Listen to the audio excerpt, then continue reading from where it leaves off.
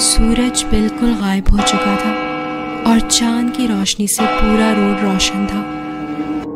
Lumbar yard और मेरे घर के दरमियान दूर दूर तक कोई घर नहीं है। हमारा टाउन काफ़ी रूरल है और मेरे घर की तरफ जो सड़क जाती है वो बहुत ऊंची नीची सी है और इसी वजह से कभी कभार ये अंदाज़ा लगाना मुश्किल हो जाता है कि सड़क के दूसरी तरफ क्या है। वो सड़क काफ़ी पतली सी भी है और उसके दोनों तरफ कोई फुटपाथ भी नहीं है। सड़क के दोनों तरफ एक के बाद एक दरख्तों का झुंड लगा है और जंगल में कीड़े मकोड़ों की आवाज़ों का शोर इतना होता है कि रात का सन्नाटा भी मद्धम पड़ जाता है। अपने घर वॉक करके पहुंचने में मुझे तकरीबन 30 मिनट लग जाते हैं और ये रास्ता मैं गाने सुन के गुजारता हूँ। तो उस रात भी मैंने कानों में अपने ईयरफोन्स लगाए, एक अच्छा सा गाना प्ले किया और उसकी धुन में मगन चलता गया। अभी आधा रास्ता ही गुजरा होगा कि मेरे कानों में किसी के कहका लगाने की आवाज आई। ये कौन है?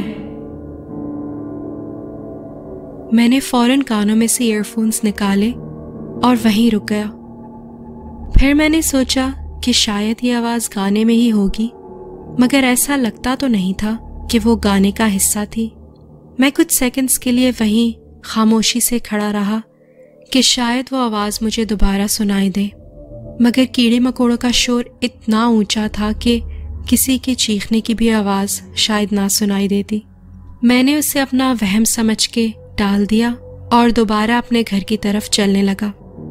अगले दिन मेरी शिफ्ट दोपहर के 2 बजे शुरू होनी थी।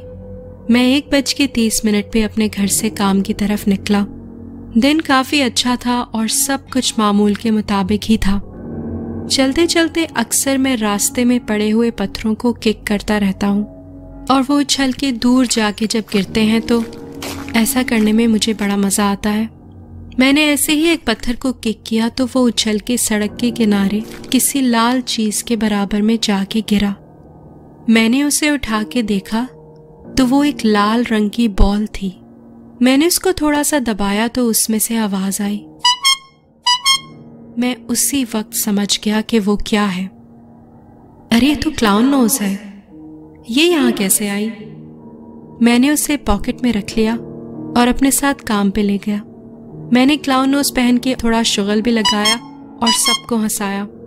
दिन मामूल के मुताबिक गुजरा और तकरीबन रात 9 बजे मैं अपने घर की तरफ चलना शुरू हुआ। उस रोज मैं अपने ईयरफोन्स घर पे ही भूल आया था, इसलिए म्यूजिक नहीं सुन सकता था। अभी आधा रास्ता भी नहीं गुजरा होगा कि मुझे दूर सड़क के दरमियान कोई चीज खड़ी नजर आई। उसे देख के मुझे ऐसा लगा कि कोई हिरन है जो सड़क के बीच आके रुक गया है, पर ठीक से समझना मुश्किल हो रहा था क्योंकि धुंध बहुत थी और उस जानवर के पीछे चांद की रोशनी तेज होने की वजह से वो बिल्कुल काला सा दिख रहा था। जैसे ही मैं उसके थोड़ा करीब पहुंचने लगा वो वहां से भाग के जंगलों में गायब हो गया। पर मुझे मालूम नहीं था कि जिसे मैं जानवर समझ रहा हूं वो कुछ और है। मैं आगे बढ़ता गया और जैसे ही मैंने वो पॉइंट क्रॉस किया जहां वो हिरन खड़ा था, मुझे अपने बिल्कुल पीछे कदमों की आहट सुनाई दी। मैं वो सुन के थोड़ा हैरान हुआ क्योंकि अक्सर हिरन जब डर के भाग जाते हैं तो दोबारा करीब नहीं आते। अभी मैं पीछे मुड़ के देखने ही वाला था कि मुझे पीछे से आवाज आई, हे सुनो। मैं पीछे मुड़ा तो मैंने देखा कि सड़क के बीच में एक क्लाउन खड़ा था। उसने बैगी पैंट्स और बैगी शर्ट पहन रखी थी और उसके कपड़े इतने मैले थे कि रंग फेड होके दाग बन चुके थे। उसका मेकअप आंखों से बह के पूरे मुंह पे फैला हुआ था और उसकी आंखें एकदम काली थी। तुम्हारे पास मेरी एक चीज है, वो मुझे वापस चाहिए। मेरे पास तो कुछ नहीं है, ये कह के मेरे कदम पीछे हटने लगे और उसी वक्त हालात ने एक खतरनाक मोड़ ले लिया। अच्छा, तो अगर तुम्हारे पास मेरी नोज नहीं है तो मुझे तुम्हारी नोज लेनी पड़ेगी।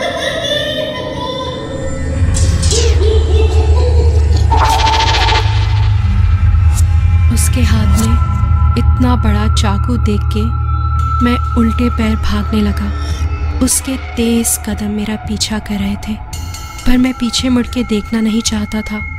मुझे डर था कि कहीं मेरे भागने की रफ्तार कम ना हो जाए। उसके कदमों की चाप करीब से करीब तर होती जा रही थी और साथ ही मेरे कान में उसके कहकों की आवाज़, जिसको सुन के मेरा जिस्म लरस रहा था। मेरा सांस जैसे मेरे गले में अटकने लगा हो और मैं ये महसूस कर सकता था कि वो मेरे इतना करीब आ चुका है कि बस अब कुछ ही सेकंड्स में मैं उसके काबू में होऊंगा। और फिर उसी लम्हे सामने से चमकती हुई रोशनी मेरे चेहरे पर पड़ी। मैंने तेज़ तेज़ हवा में हाथ लहरा के उस ट्रक को रोका और जब मैंने अपने पीछे मुड़ के दोबारा देखा तो वहाँ कोई क्लाउन नहीं था। मैंने ट्रक ड्राइवर को अपने साथ हुई सारी कहानी बयान की और उसने मेरी बात सुन के फ़ौरन पुलिस को कॉल कर दी। उसके बाद मैंने फ़ैसला कर लिया था कि मैं आइंदा उस रास्ते के करीब से भी नहीं गुजरूंगा। पता नहीं वो क्लाउन वहाँ कैसे आया और वो मेरा इंतज़ार क्यों कर रहा था। मैंने तो आज तक ना कभी वहाँ कोई गाड़ी पार्क देखी और ना ही उस रास्ते पे दूर दूर तक किसी का घर है। ये वाकया मेरे लिए एक भयानक ख्वाब से कम नहीं था। कुछ दिनों बाद मुझे पता चला कि ऐसे वाकयात और लोगों के साथ भी पेश आए हैं। ये क्लाउन्स जंगलों में दरख्तों के पीछे छुप के कम उम्र बच्चों का पीछा करते हैं। क्या ये कोई कल्ट या माफिया है जिसका मकसद क्लाउन्स का रूप धार के लोगों को डराना है?